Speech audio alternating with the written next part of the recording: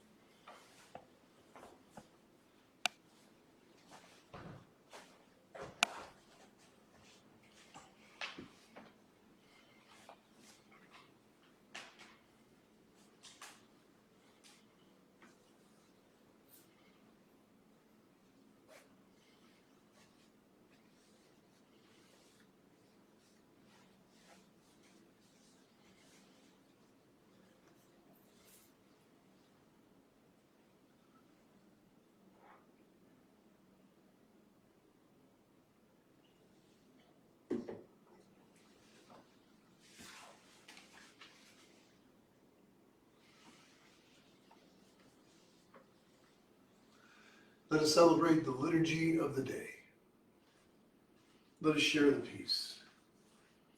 May all beings awaken to that peace which is our true home.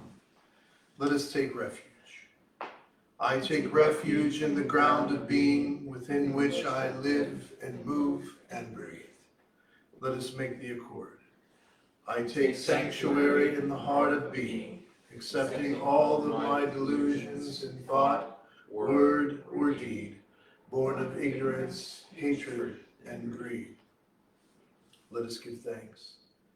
I give thanks for all things, awakening to the interbeing of all nature. May my heart be open and my mind clear. May all be free from suffering and the causes of suffering. And may all come to know that peace which is born of insight and understanding.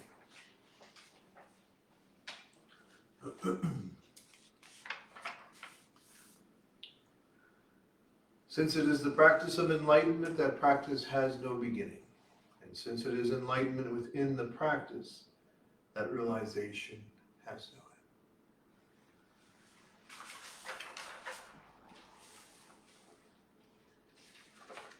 Welcome everyone as we continue our Satori season. I hope you were able to join us on Saturday night. That was a very nice ceremony. Our, I think, what is it, the 21st year here in this area. I think that's pretty cool. So we're going to continue to follow the As Sensei format from the new book, Three Principles of Oneness. Tonight's question is, what does it mean to be enlightened? And here is our reading. The one in whom no longer they believe, in other words, the one in whom no longer believes that doing and having define them, and they no longer perpetuate delusion, how could Mara track them? How can Mara attract the awakened, which is trackless and boundless? The Buddha Shakyamuni. Now I paraphrased that a little bit because the language is a little arcane, but it's good reading. Good reading. So, what does it mean to be enlightened? What's interesting today is, even though for Buddhism enlightenment is the core concept or idea, you find that people shy away from it. They shy away from it a bit in terms of trying to define it. And I think in some ways they do that because they're being humble. And in other ways, I think it's because they think it's something so transcendent, so grand, that, it's kind of beyond us. And I always remind people, if that's the case, then, we're wasting our time. Enlightenment is not something that is unattainable, and nor is it something that we have to wait until we ascend into some higher sort of realm of being. Enlightenment is something that we can all experience. And in the Buddhist tradition, enlightenment and what does it mean to be enlightened is clearly laid out. One of the things you can always rest assured when it comes to this tradition, this faith tradition, things are spelled out. And there's usually a step-by-step process to get where you want to go. And that was really one of the things that attracted it to me.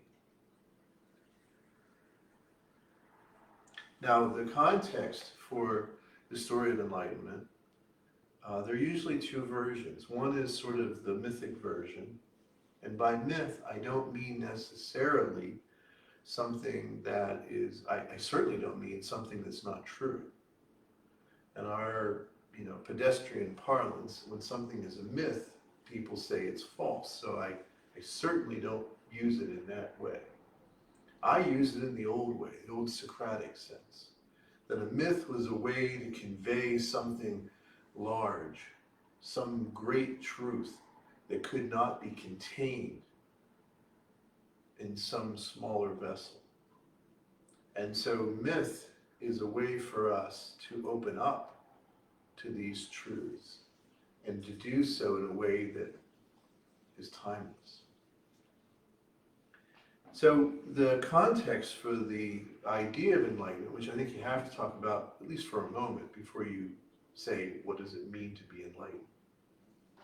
And the context is essentially that the human being finds himself, herself, in a world of delusion.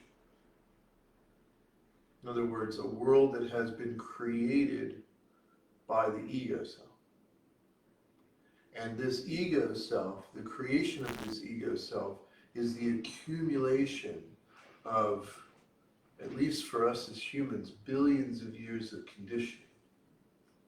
Now, in the mythic language, the idea was that, that has created a state where our consciousness, in a sense, is trapped in a material world.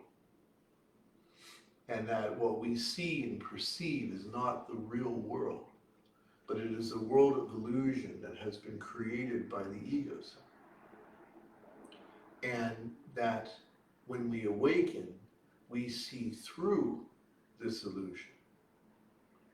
And the great sages and teachers are those who help us to wake up. When we're in that place where we are contained within this illusion, we are trapped in a sense. And we are the walking dead. We are asleep. And the role of the Buddhas, the teachers, is to awaken us from that slumber of separation, and awaken us to the wonder of the true nature of reality, of the oneness of all. And so Buddha represents the liberator who brings that light within that darkness. And Mara represents the ego self, writ mythically large. Now you can also talk about this in another fashion. You can leave the language of old myth behind and you can use our modern myth of science. There's a book, very good book, called Why Buddhism is True by Robert Wright. And in there, he takes this context, this mythic context, as we have done, and he places it in a different sort of narrative, where basically the conditioning of our ego selves, this conditioning that we talk about, that has accumulated after all these years, and that it is driven for one thing. It's driven to promote the gene. Richard Dawkins talks about this as the selfish gene. And that's all the organism is sort of created to do, if you think of evolution as creating it, in a sense. And so we have to wake up. We have to wake up and realize what's happening, and then our consciousness, the same one that brings all this existential angst, is the same consciousness by which we can be liberated. And we can see through that conditioning and no longer be defined by it. So it's kind of cool, because you can use both languages to sort of tell the same context and story. So that's the context in which it comes out. And people have different emphasis and different things that speak to them. I like both versions. So being enlightened ultimately means to see through the illusion, to have a great shift in consciousness. And of course, during the season of Satori, we celebrate the awakening of Shakyamuni as a model, an archetype for our own awakening. And honestly, in every liturgy, we replicate that as a reenactment, right? So that's the context. But let's talk about the things you look for to know if you're enlightened. And again, people say that, oh, it sounds kind of arrogant, you know. But it's not. It's meant to be very practical. You should be able to look at yourself and others looking at you. They should be able to see these factors. Now, I want to be very clear about something from the get-go. This is not another quest for perfection. The spiritual path is not a quest for perfection. Why? Well, from our point of view, perfection does not exist. It is a delusion, an offspring of the deluded mind, which is largely used like a carrot or a stick to manipulate us. So let's be very clear that being enlightened or being awakened, Bodhi, does not mean some quest to be perfect. It's not possible. So I just want to start with that clarity. So in the classic presentation, there are 7 factors that one can explore or one can reflect on to see if one is enlightened or awakened. Now the first one, and probably the one that's the most important, is to maintain the awareness of reality. Now the practice of this is mindfulness. Mindfulness is the practice of maintaining our perspective as much as we possibly can from reality. And what I mean by reality, not necessarily how things appear, but as they are. Because we project onto things. And so we don't see the thing itself. We project our own inner stuff onto it. So part of practice is waking up to the projections. And the most significant way that we offer to do this is the 4 directions system of mindfulness. This is a complete system and modern presentation of the Buddha's teachings in a way that is, I believe, easily communicated to people living in the 21st century. It's not the only version. There's always been multiple presentations throughout the 3,000-year history of Buddhism, but this is our contribution. And it has served us well. So that's the first thing. Am I practicing mindfulness? Am I practicing a mindful way of living? The second factor is, am I investigating the nature of reality? Am I studying it? Am I really investigating it? Am I taking the time to do that? The Three Principles of Oneness is the primary way by which our Sangha does this.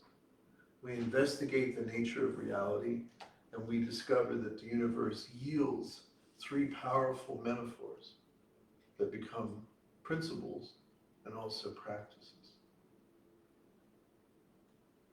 Third, one of the factors is energy. Now this concept is also taught sometimes as one of the paramitas or paramitas, the vehicles to help us to be awakened. And in the word in Sanskrit is virya, and it means, it's the root of our word to have vigor or vitality. And how do you develop this energy within this approach?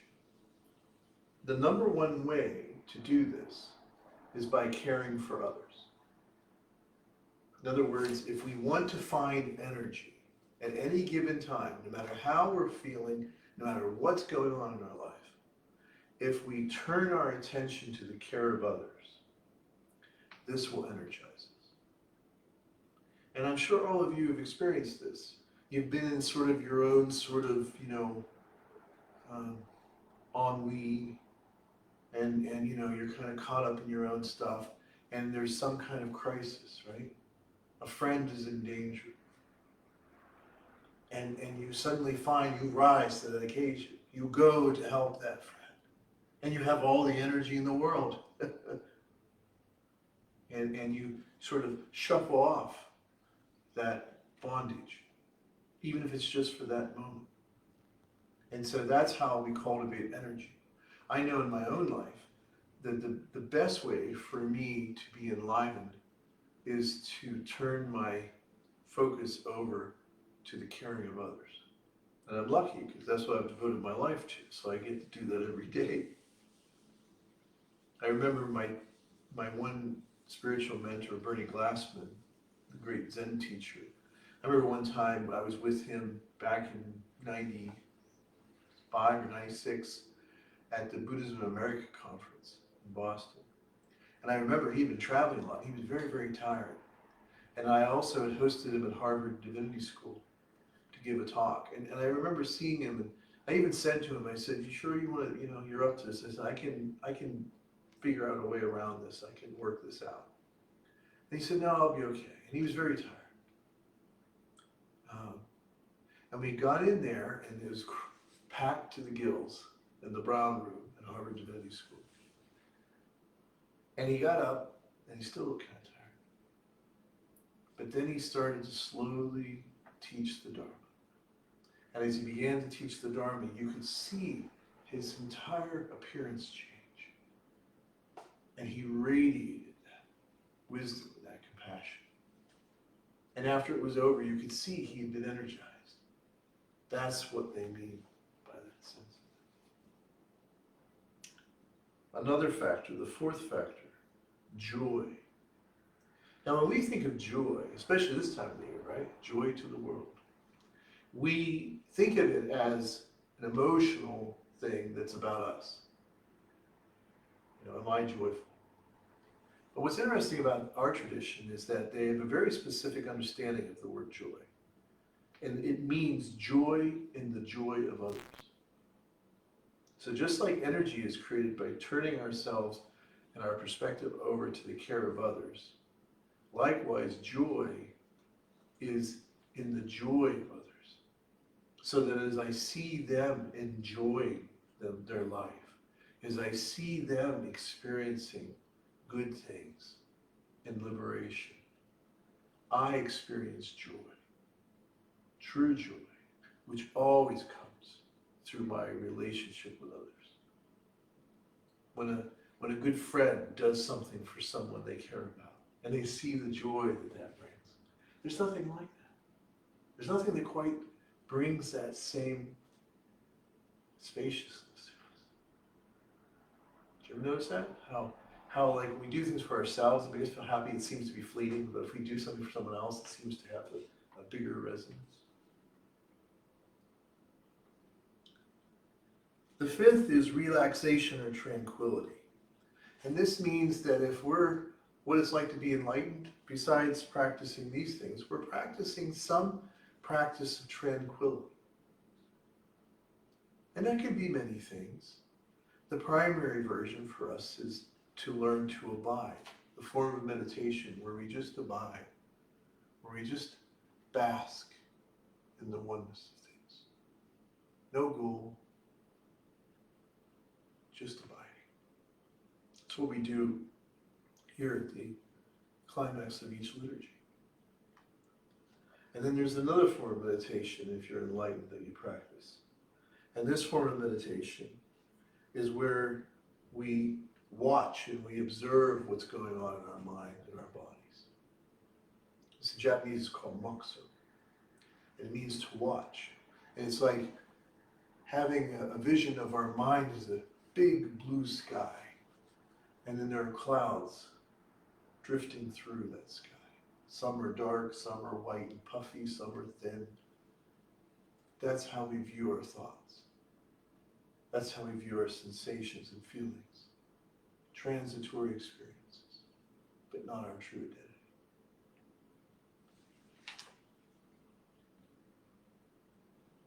The next practice, Peka, is something that is a little more difficult for people to sometimes get, but I'm going to try here, see if I can offer you something that might be useful.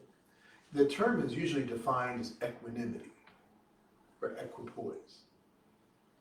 So equanimity is a word that, we have a lot of different meanings around it, but to me, it means to learn to accept reality as it is. In other words, to become aware of our attachments and our aversions, and find within those attachments and aversions, find an abiding sense of acceptance. So that I'm aware of the things I have an aversion to, and I'm very aware of the things I have an attachment to.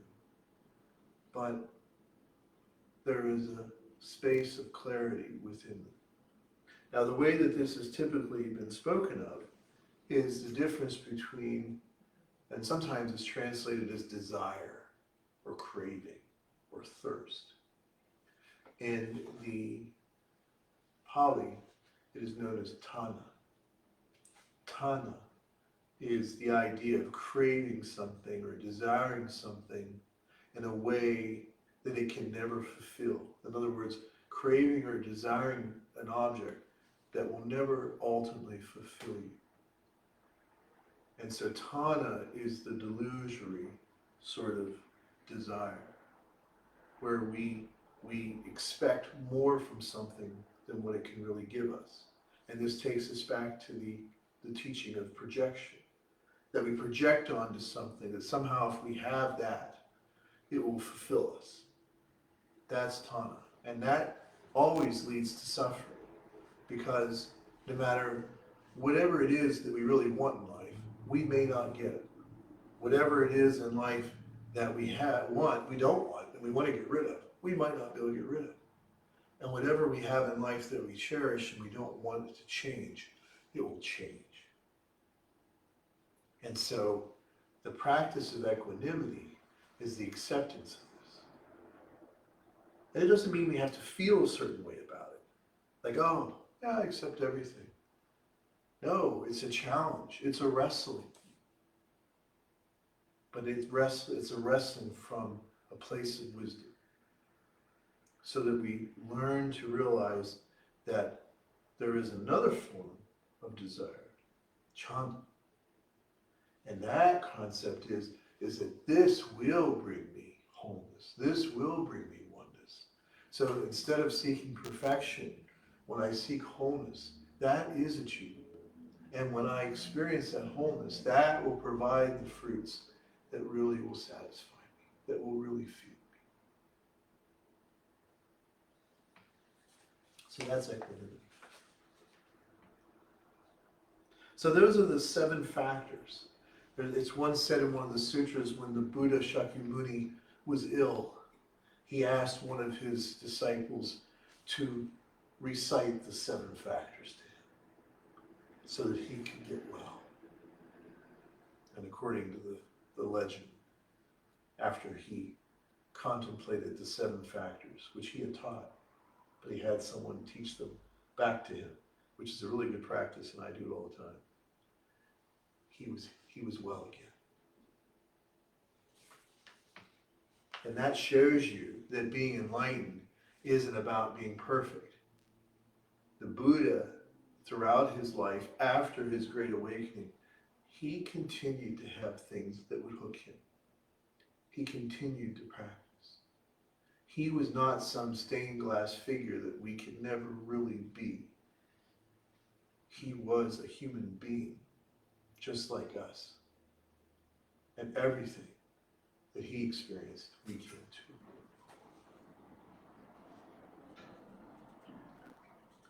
There are 4 stages as well, or actually 5 stages, and I'm not going to go into all of it. Buddhists like to categorize things. So there's 4 different types of meditation absorption, and then those have both their yin and yang side, and then there are 5 stages. So again, this is something that would take a retreat to fully enflesh, but I want you to hear it.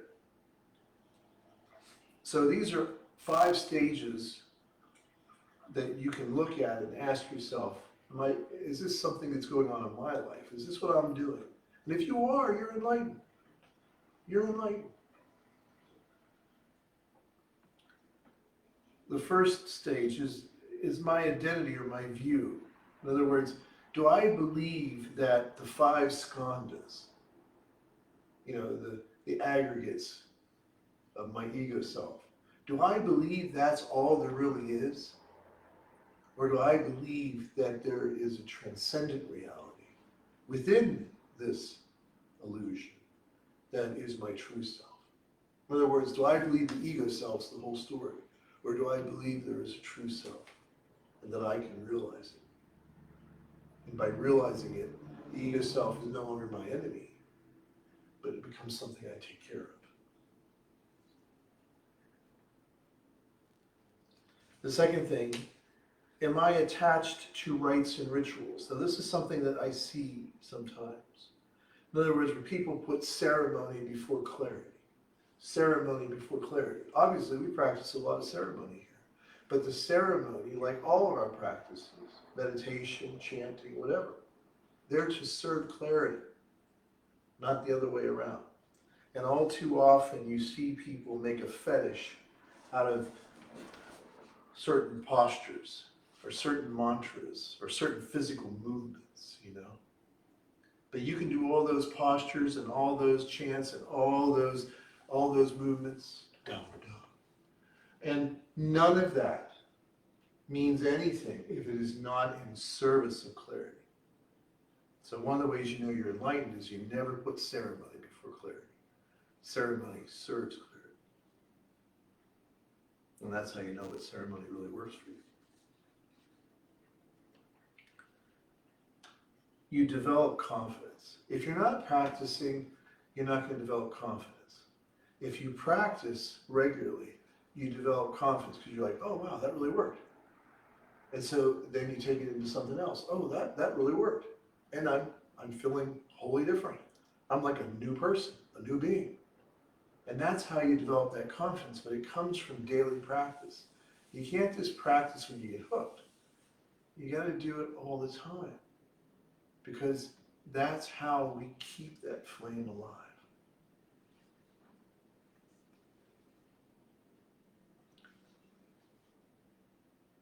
One of the things that it talks about as these stages is to be free from, as I was saying, certain things or doing certain things. And one of those is that we know we're enlightened. We can say we're enlightened if we're not intentionally harming people. In other words, if we're clear that we're not ever intending to harm someone, And maybe, in this second stage, we haven't got quite there completely. Sometimes we still find ourselves, thrown out the old evil eye. Well, we can still be enlightened, but we know that that's not quite right. So when we're enlightened, we wrestle with it. We don't just do it like we used to, mindlessly. Now we wrestle with it a little bit. We're clear about the difference between Tana and Chanda, as I explained earlier. And then the third stage is to be free from Tana, where we no longer look at anything and not realize it's not a projection. We're aware of that. And we can even enjoy our projections because it's something we do. And as they wax and wane like the cycles of the moon, it's okay. We have an abiding, centered equanimity. And we move from not intentionally harming to intentionally helping.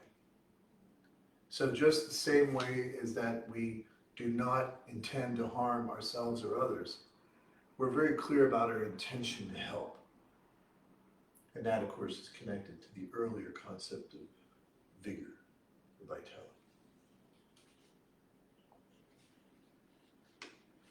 And finally, in the fourth stage, we are free from the attachment to any concept, including oneness. We realize that at the beginning of everything, we practice not knowing. And even the great teachings of oneness and all those things, we're not attached to them. They're vehicles. They're vehicles to carry us to the other shore. And once we get to the other shore, we don't carry them around our backs. It's like being in a canoe. We get to the other side of that shore, we don't carry that canoe around and drag it around. It's a vehicle. Likewise, we're not attached to the ideas of any kind of meditative, we're not seeking a high like a drug addict. So even within the practice, we're free from any ideas or any delusions about enlightenment.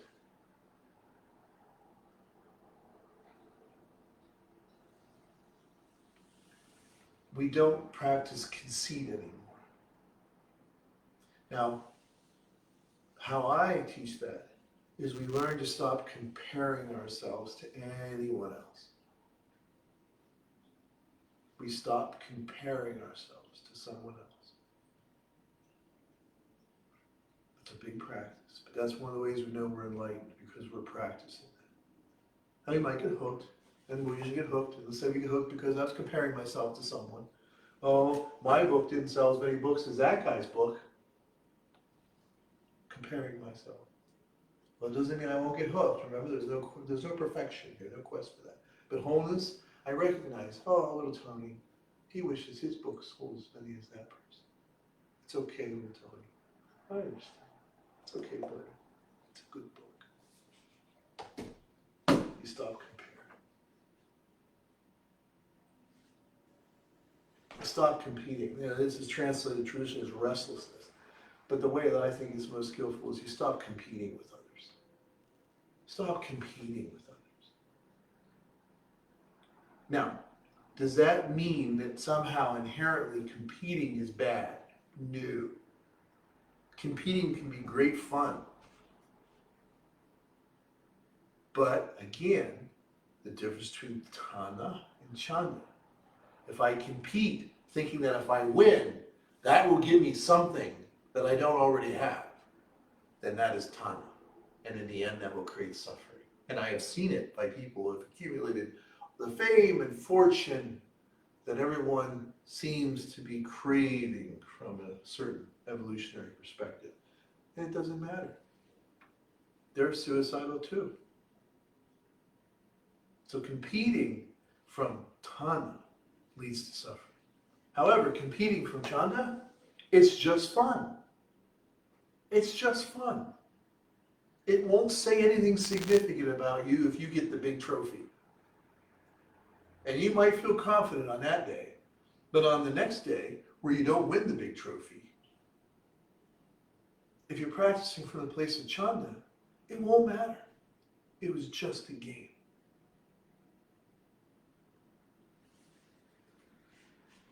And finally, the last part of the 5 stages, we stop grasping after enlightenment. We know that the old Japanese word I love is bonpu. We know we're foolish beings. We stop grasping after it. And when we do this and we realize, hey, I am awake. I am enlightened. We have a certain way of practicing. I love French words because they have a certain vigor to them. We learn to live fully. And that means by seeing things clearly. Voir clairement. We practice seeing things clearly. We don't trust the perception. We have a sense, a raison d'etre, and that is compassionate action. That's our raison d'etre. That's the raison d'etre of Buddhism, to relieve suffering through compassionate action. And finally, we live fully. We give completely. We have a joie de vivre. It doesn't turn us into some, emotionless Vulcan. We can be very passionate, great laughter, great Chanda. We have a joie de vivre about life. And the simple things excite us. So let me finish with a parable. I call this the parable of the hot tub. So in this story, there is a village, and their great sensei has died. And they're very much in mourning and grieving. But they also know that they need a new sensei. They need someone to head up the temple and to run things and to help everyone continue in their path of liberation. So they put the word out. We're trying out new teachers, so come and try out. And they had a board of elders who's going to observe. So after some time, 2 candidates came.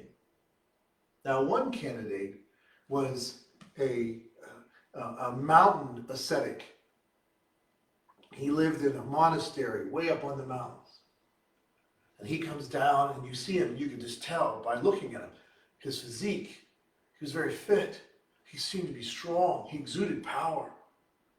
He seemed to float above the ground. And he walks in very humbly and very somewhat stoically. He bows before the elders.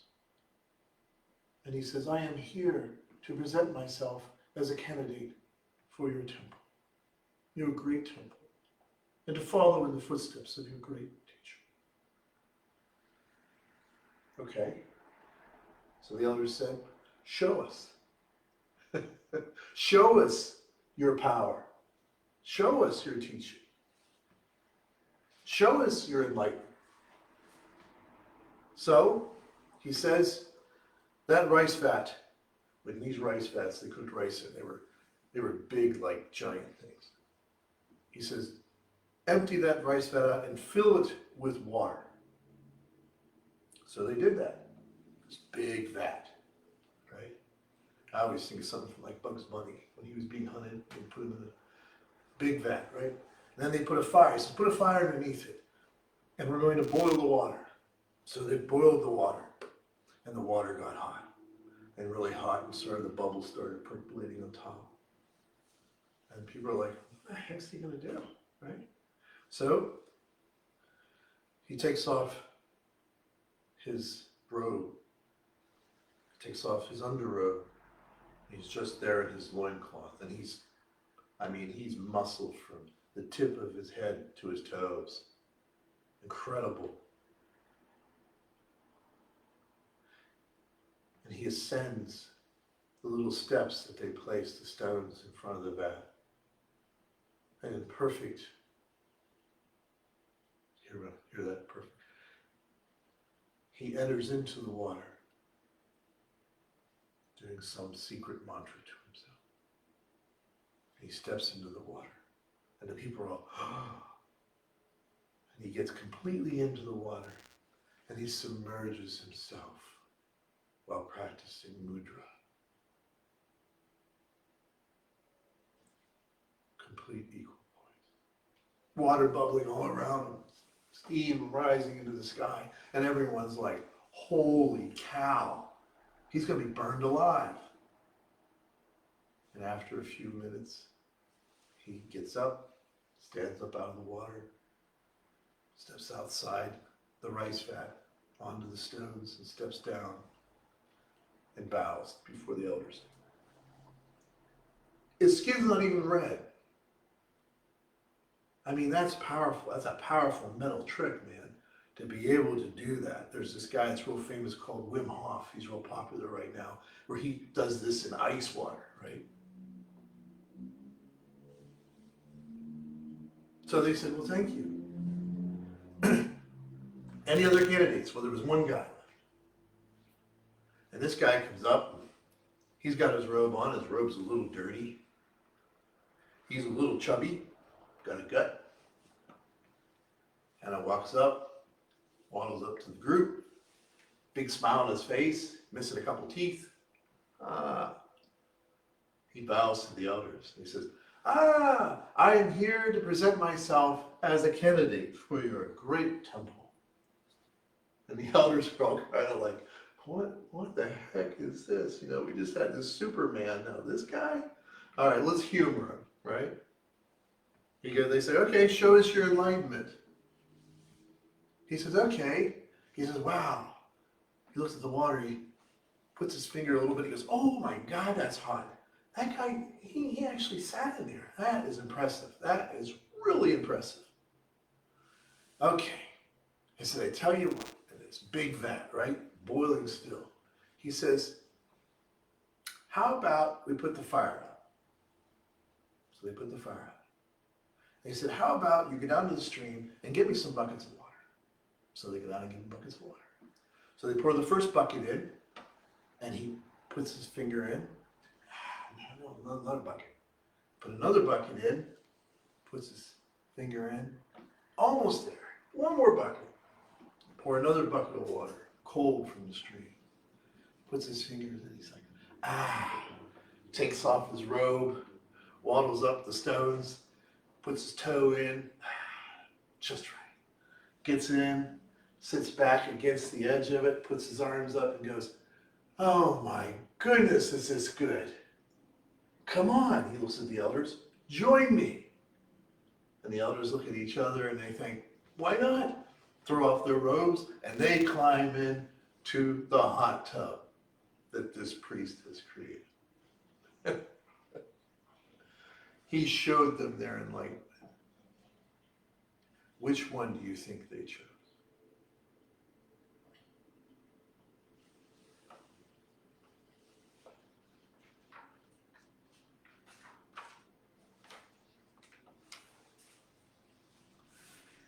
The moment we receive true and trusting, solid and clear like a diamond, infinite light and life embrace and protect us, liberating us completely. Let us recite the 4 immeasurable vows. Sentient beings are numberless, I vow to liberate them. Delusions are endless, I vow to end them. The ways of compassion and wisdom are boundless, I vow to embody them. The ways unattainable, I vow to attain it.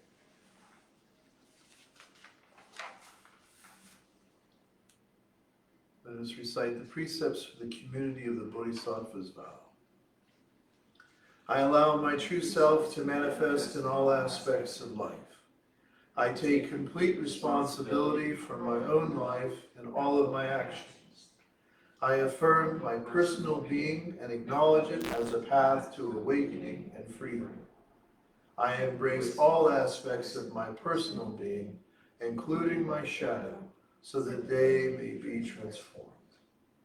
I affirm an attitude of openness to my true self, even in the midst of suffering. We will now make our incense offering. I invite you to do the same at your home altars. We will be chanting the Heart Sutra. We chant the one line from the Heart Sutra.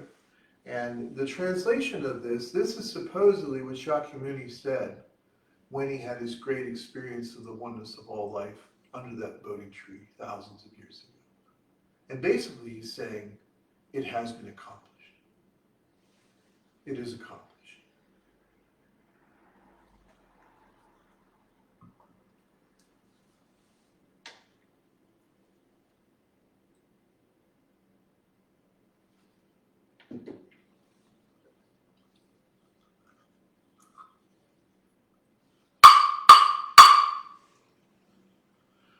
Gate, gate, pedagate, gate, gate, bodhiswa, gate, gate, pedagate, pedasangate, bodhiswa.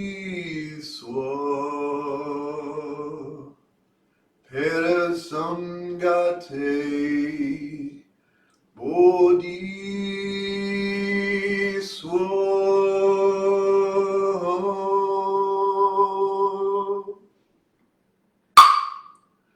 Gate, gate, pedagate, gate, gate, bodhiswa. Gate, gate, pedagate, pedasangate, bodhiswa.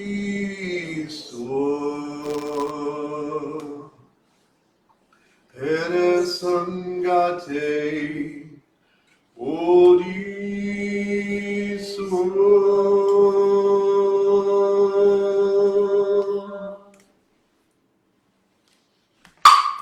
Gate, gate, Gate, gate, gate, Bodhisattva, gate, gate,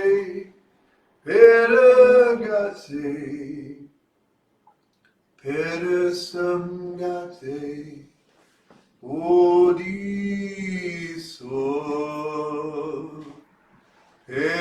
Samgate,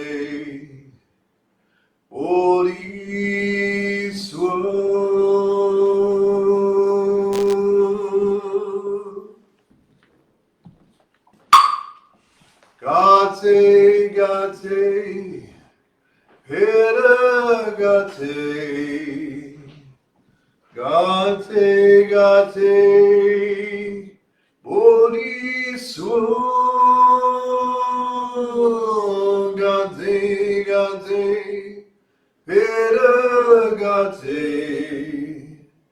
Gate, Samgate, Bodhisattva,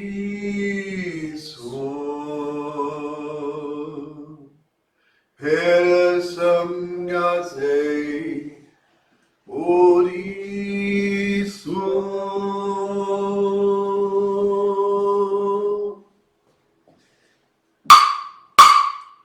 Gate, gate,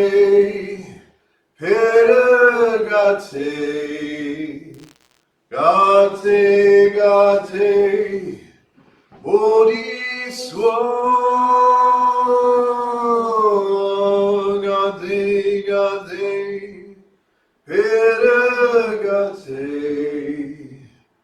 Gate, Samgate, Bodhisattva,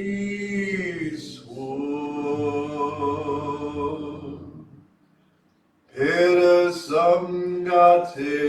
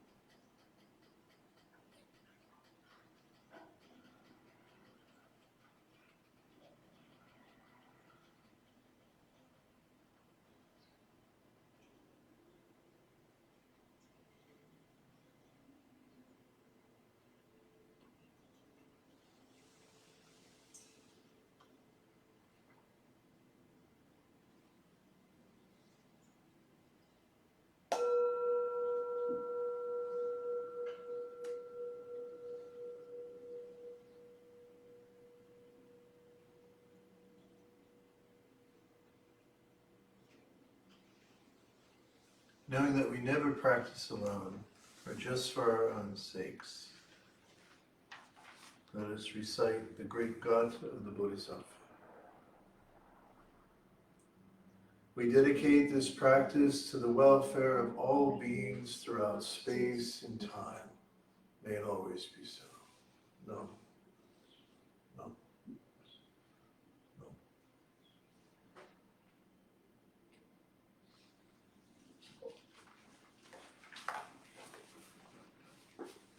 That concludes tonight's service. I hope you found it useful. Remember that if you need us, if you're looking for counsel or direction, we're here. If you go to the AskSenseiTony.com website, you can contact us there for counsel and direction. We also have a great teacher training program if you might feel called to serve others, really exert that energy and that joy. Please let us know. May you be blessed.